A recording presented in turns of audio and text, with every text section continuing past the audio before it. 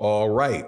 Welcome back to the channel. It's your boy Fanon. And in this video, we're going to be in the 147-pound division where Andre Ward's trainer, Virgil Hunter, reveals information that he had regarding the Errol Spence Jr. and Terrence Crawford fight that he believed may be the reason that Errol looks significantly different in this fight than he had with the ones in the past. And that is not to say ahead of time. I'm telling you this ahead of time. This is not an excuse for Errol Spence Jr. Explanations or wondering what happened specifically to him is not an excuse, especially if it doesn't come from him.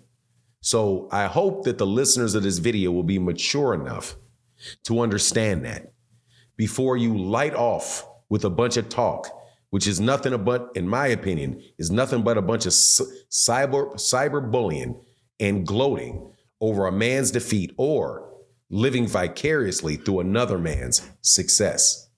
But let's talk about that in this video.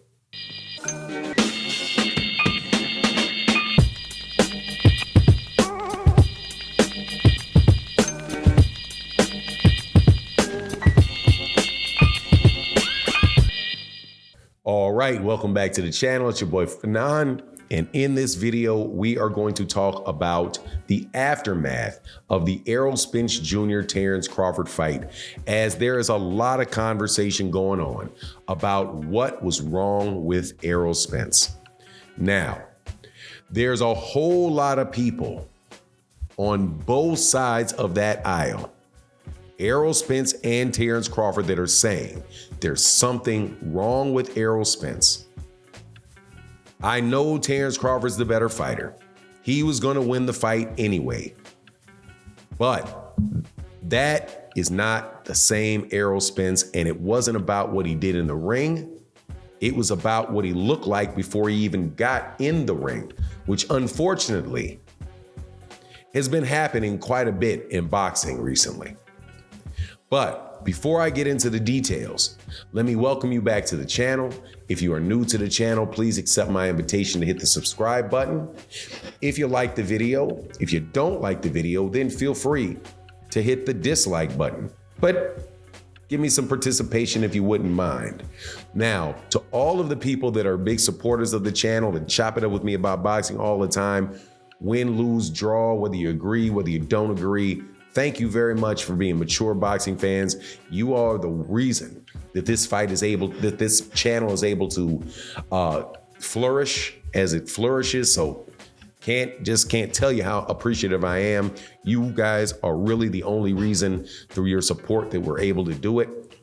But let's get into this because Virgil. All right, look, gotta say thank you to the sponsor of this video, Boxing Showtime's app. And I want to introduce you to this really great app for hardcore boxing fans that want to know everything that's going on in boxing. It's a very accessible app right in your hands that you are able to see all of the upcoming fights, that are around your neighborhood, the ones that are going on at bars near you, boxing updates, boxing news, boxing profiles, tales of the tape, boxing tickets, official highlights, official replays. You got a dark mode if that's how you like to look at your screen, a bar locator, everything that you need to be to allow you the most access possible and information possible for the sport that we love. Also, there's a promotional code that you can use, Fanon that will allow you to have access to the premium features of the app, as well as a 14-day trial for the premium features of that app. Very inexpensive monthly fee. So make sure you guys go check that out. Does support the channel. Thank you. Get into this because Virgil Hunter, who's the trainer of Andre Ward, and keep that pinned. He is the trainer of Andre Ward. Keep that pinned. He's the trainer of Andre Ward. Gave an interview. I read a transcript of the interview from Boxing News 24. Shout out to Boxing News 24.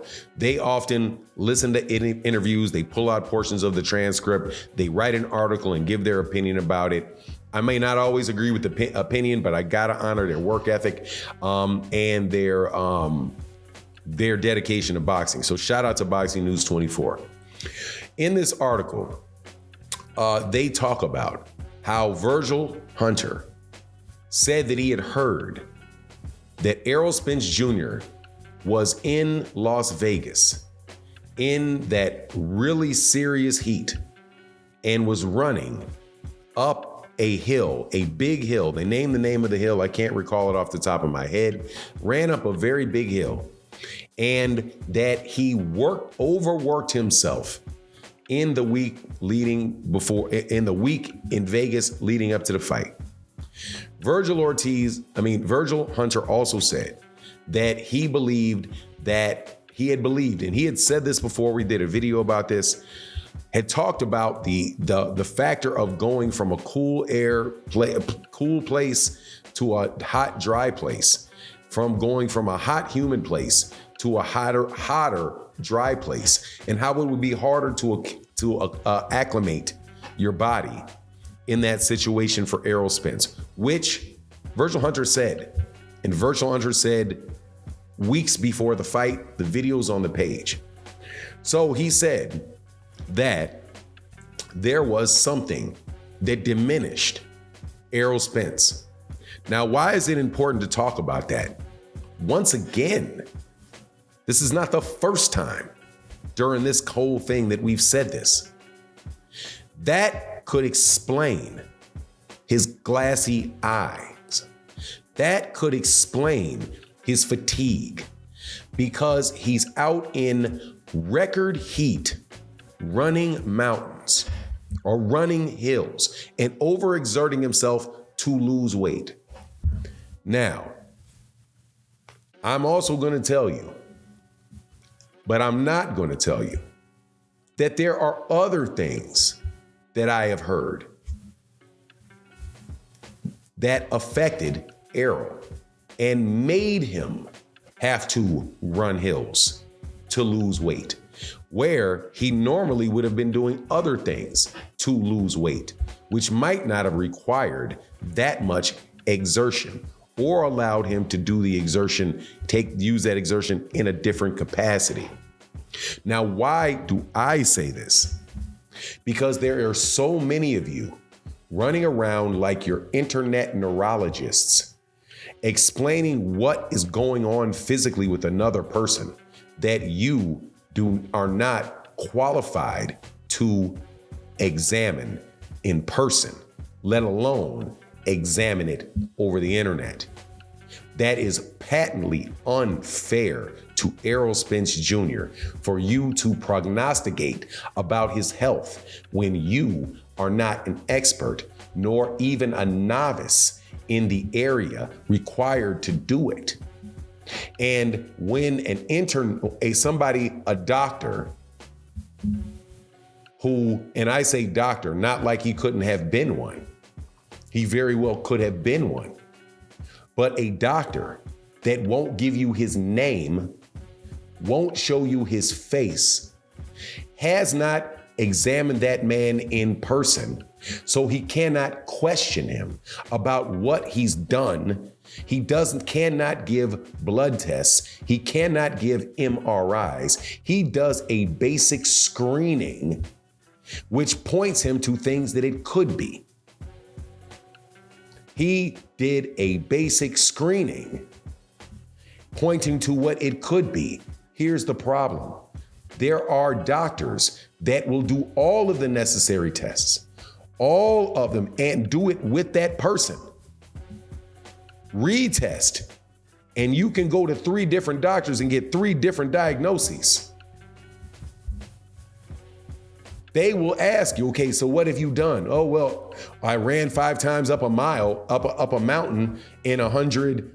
And I'm not saying Errol did this. I ran up a mountain 3-4 times with 5 miles. I ran 5 miles up a mountain, and in 106 degree heat with no humidity. Oh, well, you know what that'll do to you? That'll dehydrate you in the fashion that XYZ, XYZ. So how about we do this? How about you sit still for a couple weeks, you hydrate, you do this, you do that, and then we're gonna check to see if everything kind of balances itself out. Also, American doctors and no other doctors are golden in what they think the issue is. They go by this thing called the diagnostic manual. And I'm telling you, people get misdiagnosed all of the time, let alone getting misdiagnosed by somebody doing it on TV. So that's why it's important for people to know if something happened in his camp. Now that you got internet doctors, YouTube doctors, shout out to Champside for that phrase, YouTube doctors out there telling people what happened when they never even met him, which I personally think is, I don't even personally think it, I know it to be highly, highly unethical. But anyway, we'll see what goes on from here forward with Errol Spence Jr.'s career, but that's going to be his decision. Virgil Hunter said that that's why he heard it. But now let me tell you something else. Remember when I said put a pin in it? I hope you listen to this part of this video. Virgil Hunter is the trainer of Andre Ward, who said he heard something the week before the fight. Andre Ward was gleeful, and I lost respect for Andre Ward. Not all respect, but this shows a personality characteristic, in my opinion, that is not good. He got on a live stream. Oh yeah. I know this fight's not gonna go the distance. I don't know who. So you knew it on the skill, or you knew it because your trainer knew that he was dehydrated and he ran 5 miles up a hill to try to get that weight off of him? Was this a skills prediction? You never gave one before. But now that your trainer knows that something was wrong with that man, now you know it. Now you telling me, man, ain't no way this is going past 8. Which also means Terrence Crawford knew it. That's why I wanted to wait to this portion of the video. All of this is something Errol signed up for. And none of this is an excuse because he's not giving it. However, yeah, watch him. Because Sergey Kovalev, in the fight with Sergey Kovalev, they knew all of the habits of Sergey Kovalev. And he was drinking, and he was doing this, and he was doing that. They had the inside scoop on all of that. And Andre Ward openly talked about it. Openly talked about the problems that he had with his trainer. All of that.